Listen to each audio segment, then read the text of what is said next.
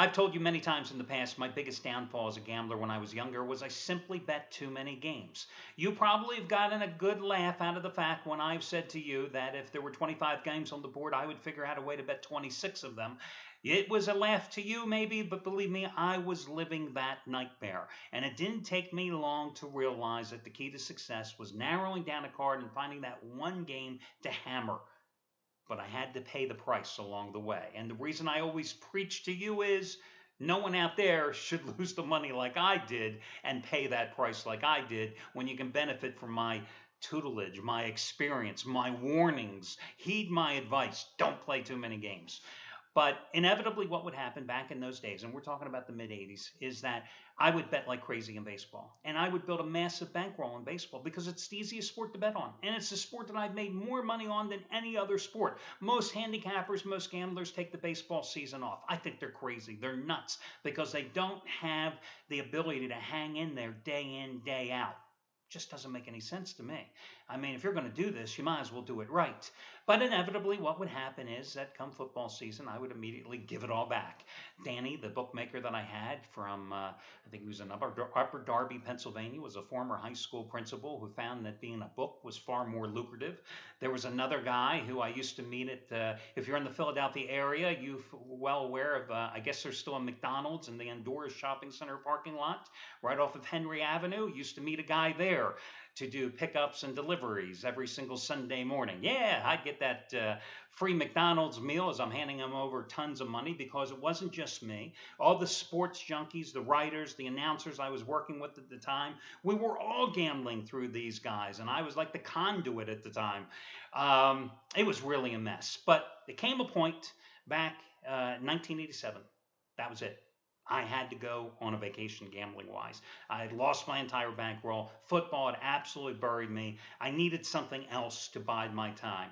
Well, I wasn't the only guy that felt that he needed a vacation among the gamblers that I was working with. So we decided to kind of satisfy our addiction because we're all action junkies. That's what we are. That's what we get out of this, the vicarious thrill, the action of having something. Even if it's $5 on a game every night, it's that action. You can't tell me out there that having money on a game doesn't make a game more exciting to watch than not having money on the game. Again, I don't care if it's 5 bills or 500 bills. It doesn't matter. You know as well as I do, we are action junkies. That's why you're watching this video. That's why you do what I do as well. But coming in 1987, I had to take a respite.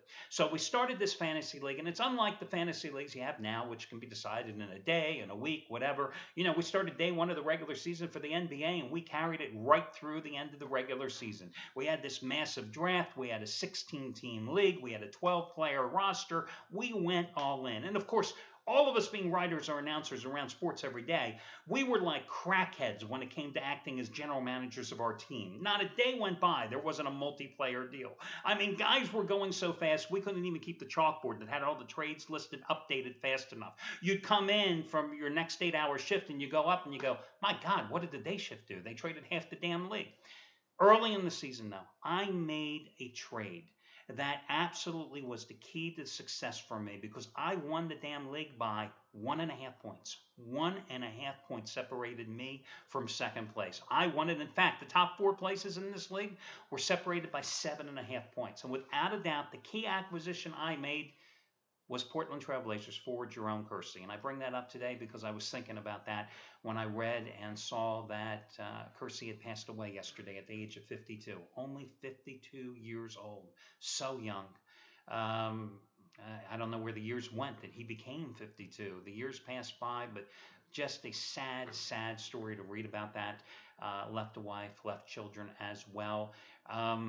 But I remember him so vividly, picking him up that year in 1987, 87 season because he had a monster year that year, 19.2 points a game, 8.3 rebounds, even a little over 3 assists a game, which when you had a forward giving you 3 dimes a game, that certainly helped out. So anyway, I thought I'd share that with you. Again, heed my advice. Do not play too many games. It's only a recipe for disaster. But we move on today here, and I've got a couple of free selections coming up for you in just a moment in the Big Ten. Going to take a look at the game between Purdue and Indiana, and then in Conference USA, which has been very good to me this season. I'm going to take a look at the contest between Louisiana Tech and NC Charlotte. A couple of major play guys here today to make you aware of. Half price play of the day today is Shawn Michaels. His first play since the 100-dime winner he had on the Patriots in the Super Bowl, and it's his very first 100-dime play in college basketball this season. Oh, he's on. I just happened to look at the screen here. He's on Purdue, Indiana. 59-31 run with 100-dime plays, max wager releases in football and the NFL over the past 6 seasons, and this play is just as strong. And of course, $10 bettors have made over $20,000 following his advice over the past 22 months as he goes for winning day number 131 out of 224, and you get it for half price by using coupon code HALF, H-A-L-F. Brian Rosica, 100-dime max wager winner number 5 in a row, Oklahoma City and Dallas. You save $75 off the purchase price by using coupon code Brian, B-R-Y-A-N. You got his 100-dime winner on Notre Dame over... who did they beat? The Irish just the other night. You're all going, you're shouting, Wake Forest. That's it. You're shouting the answer. I did finally think of it. Wake Forest. You got that at his discounted price. You also got his winner last Friday with Arizona hammering Washington for a huge discounted price. And the same thing goes today. 100-dime max wager winner number 5 in a row. Oklahoma City, Dallas. Use coupon code Brian, which is the spelling of his first name. B-R-Y-A-N. B-R-Y-A-N.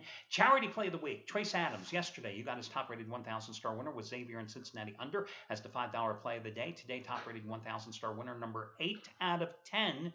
His Western Conference total of the year. Spurs, Clippers over under. No $5 today. You get it free as the charity play of the week simply by using coupon code TRACE, T-R-A-C-E.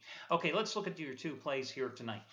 Indiana and Purdue. Now, the Boilermakers are on a 6-1 roll, and that roll started with an 83-67 blowout of the Hoosiers in West Lafayette back on January 28th, a game in which Purdue shot the hell out of the ball. 59% in that game. They had 46 points in the paint, and the Purdue defense just did an outstanding job against Indiana sharpshooters because the Hoosiers were just 4 for 19 from three-point land. But that game was in West Lafayette. Tonight's game is in Assembly Hall in Bloomington, where the Hoosiers are 6-0 in league play so far this season, where the Hoosiers are hitting 47.3% of their three-pointers playing at home this season. That's 10% better than they're shooting on the road, and a hell of a lot better than that 4 for 19 performance when they visited Purdue. I also find it interesting that Indiana just hammered Minnesota by 29 points, 90-71 at home in their last game. The Boilermakers, I told you at the outset, have won 6 of their last 7 games. The lone loss, they lost by 4 points at Minnesota. Kind of interesting there. Generally, this series has not been a close series. 9 straight games in the series decided by a minimum margin of at least 11 points. In fact, the average margin of victory in those 9 games has been 19 points. So I like Indiana. I like the Hoosiers to roll big tonight comfortably.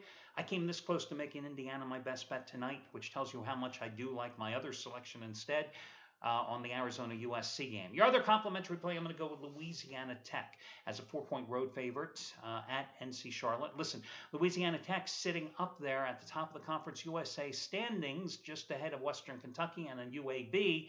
They've won 12 of their last 14. They've won 3 straight since that 20-point blowout loss at UAB, a game in which I went against the Techsters in that particular spot. Now, the 49ers have lost 6 of their last 9 games overall.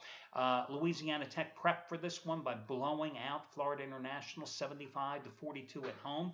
I find it kind of interesting that NC Charlotte, their last home loss, came to that exact same Florida International team when they were an 11-point favorite, and they lost that game back on January 29th, 78-70.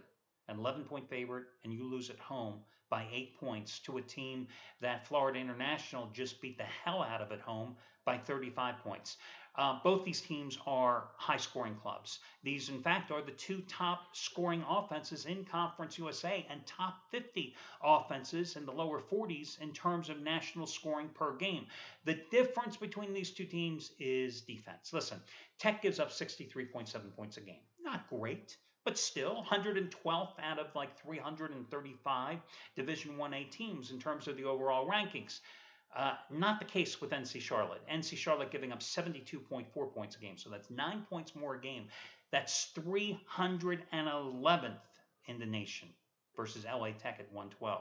So I don't think it's a big number here for LA Tech. I don't see a huge look-ahead game for them either, and I'm going to go with the Techsters here, minus the 4 points on the road, and Indiana minus the 4 points at home. Those are your two free selections for this Wednesday card, and I'm coming off, of course, a free winner last night with Oregon taking care of business at home. Good luck, everybody, and I'll catch you again on Friday when we do this one more time.